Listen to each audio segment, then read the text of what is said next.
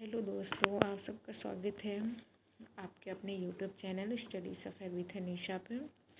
आज हम शुरू करने जा रहे हैं डीएलएड थर्ड सेमेस्टर। बहुत ही इम्पोर्टेंट सब्जेक्ट हिंदी के लिए बात करेंगे। और सेकंड टॉपिक है मेरा, फर्स्ट टॉपिक मैंने पढ़ा दिया, आप प्लेलिस्ट में जाके पढ़ लीजिएगा।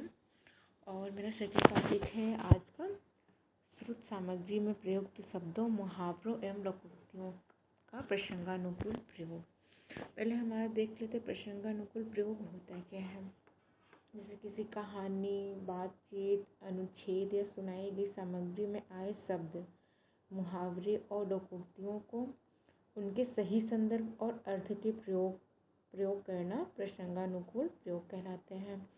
जैसे हम समझ लेते हैं प्रसंगानुकूल प्रयोग, जैसे एक शब्द ले लेते हैं कल होता है, जो एक आने वाला कल होता है और एक बीता हुआ कल है।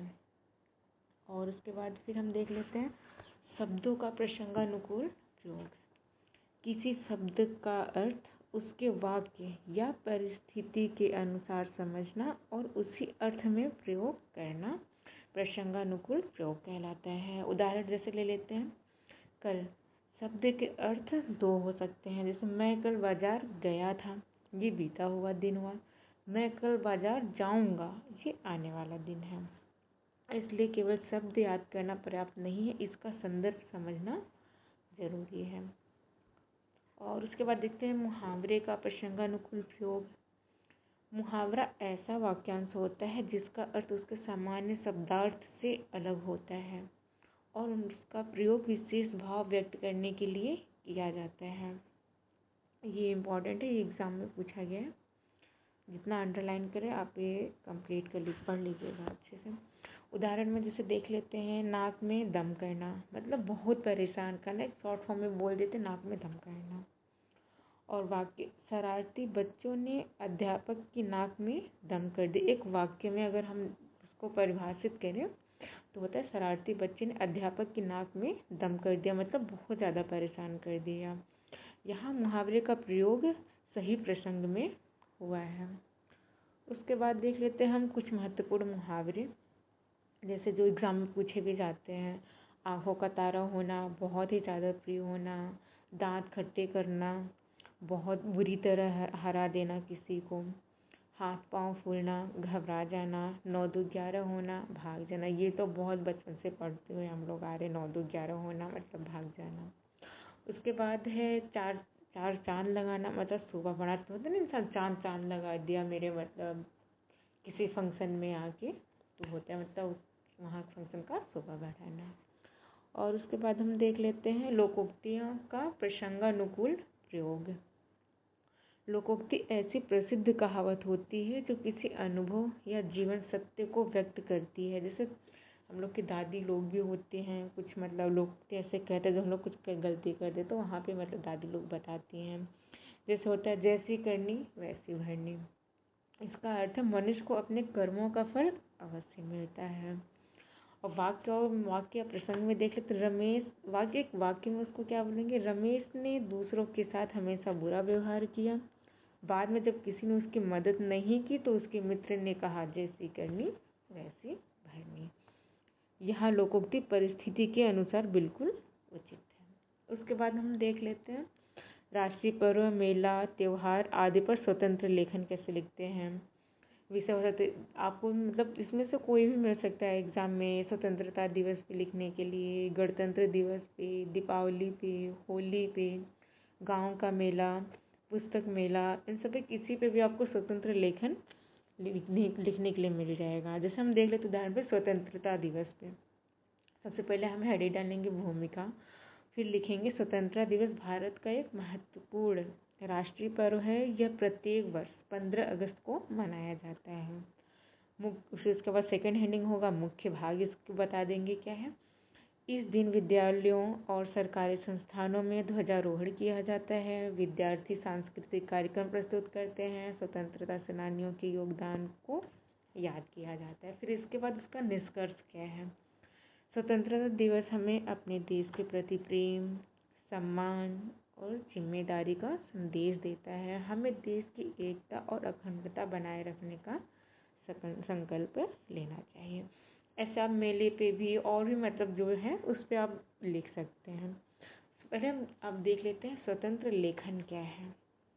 स्वतंत्र लेखन का मतलब है किसी विषय पर बिना किसी दबाव के अपने विचारों, भावनाओं और अनुभवों को अपने शब्दों में लिखना।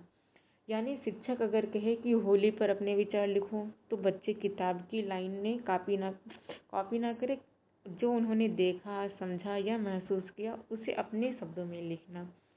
स्वतंत्र लेखन का सिंपल सा अर्थ है, जब आप कोई भी लेखन लिखते हैं तो आप वहाँ स्वतंत्र हैं। जैसे आप मेले पे लिखना हो आपको, तो आप मेला देखने वहाँ पे गए, वहाँ पे आपने क्या खाया, झूला झूले, आपने क्या क्या किया, आप वो लिखने के लिए स्वतंत्र। ये नहीं कि जो मतलब बुक में लिखा है, टीचर ने जो पढ़ाया लाइन बाय लाइन वही लिखना है, तो वो स्वतंत्र लेखन नहीं होता। स्वतंत्र लेखन वो होता है जब आप अपने विचार, अपने अनुभव उसमें प्रकट करते हैं, प्रस्तुत करते हैं, वो होता है स्वतंत्र लेखन। और मान लीजिए जैसे मेले पे लिखना है, बच्चा अपने शब्दों में लिख सकता है।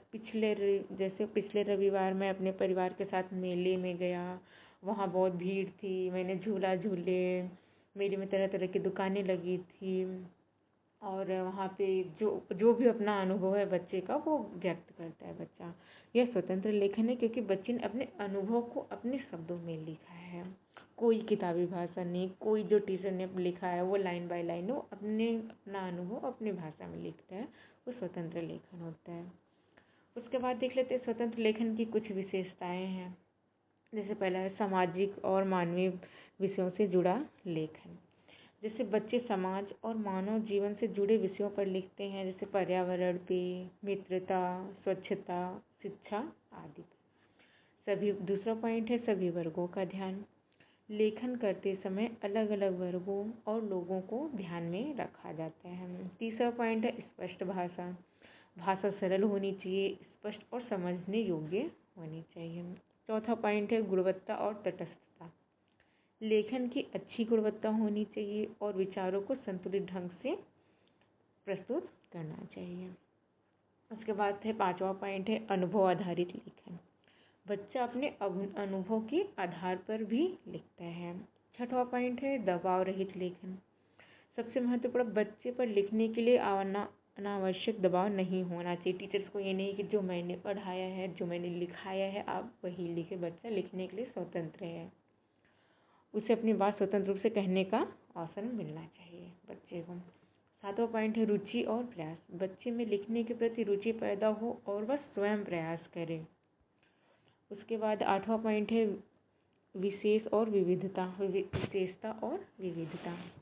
हर बच्चे को सोचने और लिखने का तरीका अलग होता है, इसलिए लेखन में विविधता दिखाई देती। अगर आप 3 या 4 बच्चे, मान लीजिए आप 4 बच्चे को दिए हैं लेखन लिखने के लिए मेला पे, तो 4 बच्चा कुछ चीज़ें पॉइंट तो सेम लिखेगा कि हाँ मैंने ये झूला देखा, ये करा। कुछ पॉइंट उसने अगर कुछ अलग अनुभव लिया होगा तो बच्चों का अलग अलग अपना अपना अनुभव होगा। ये नहीं कि मतलब सब बच्चे सेम ही लिखेंगे। उसके पास 9वां पॉइंट है वातावरण और समय के अनुसार। लेखन विषय और परिस्थिति के अनुसार होना चाहिए। आप एक ट्रिक भी देख सकते हैं याद करने के लिए। जैसे स्वतंत्र लेखन का मतलब एक शॉर्टकट फॉर्म में देखा जाए तो ये होता है अपने विचार प्लस अपनी भाषा, अपने अनुभव के हिसाब से करता है बच्चा, वो स्वतंत्र लेखन होता है। अपने विचार प्लस अपनी भाषा प्लस अपना अभिनव बराबर स्वतंत्र लेखन। उसके बाद हम देख लेते हैं परीक्षा में मतलब कैसे क्वेश्चन पूछे जाते हैं। स्वतंत्र लेखन क्या है, स्वतंत्र लेखन की कोई 5 विशेषताएं बताइए। आपको तो मैंने बता ही रखा, स्वतंत्र लेखन होता है बच्चा अपने अनुभव, अपना परिस्थिति और हर चीज़ के लिए इंसान स्वतंत्र है। अपनी भाषा, इजी भाषा में लिख सकता है जो मतलब समझ में आ जाए। जैसे हम लिख सकते हैं प्रश्न क्या, स्वतंत्र लेखन से क्या अभिप्राय है। आंसर में हम लिखेंगे स्वतंत्र लेखन से अभिप्राय ऐसे लेखन से है जिसमें विद्यार्थी किसी दबाव या पूर्वाग्रह से मुक्त होकर अपने विचारों, भावनाओं और अनुभवों को अपने शब्दों में व्यक्त करता है। ये स्वतंत्र लेखन कहलाता है। इसकी 5 विशेषताएं देख लेते हैं। स्पष्ट और सरल भाषा, जिससे कि मतलब बच्चा भी स्पष्ट तरीके से अपनी बातों को रख सके, समझा सके और टीचर भी समझ सके। दबाव रहित लेखन, कोई टीचर्स या फिर किसी का भी कोई दबाव नहीं होना चाहिए कि मतलब मैंने ऐसे पढ़ाया है, ऐसे लिखा है तो आप बच्चा वही सेम लिखे। बच्चा अपने अनुभव से लिखता है। अनुभव आधारित लेखन, अपने अनुभव से लिखता है बच्चा। लेखन में रुचि एवं प्रयास, लेखन में उसकी रुचि होती है, बढ़ती है। और विषय में विविधता एवं विशेषता, जो आपको मैंने बताई नहीं कि चारों बच्चे सेम ही लिखेंगे, बच्चे अलग अलग लिखते हैं। फिर आज का टॉपिक यहीं पे समाप्त करते हैं और उसके बाद अब हम अगली क्लास में देखते हैं। ये अभी तो थर्ड टॉपिक था, तो उसके बाद आगे हम देखते हैं। और वीडियो आपको पसंद आए तो लाइक करिएगा, सब्सक्राइब करिएगा और अगली क्लास में हम इसी विषय के अगले महत्वपूर्ण टॉपिक पर विस्तार से समझेंगे। धन्यवाद, मिलते हैं अगली क्लास में।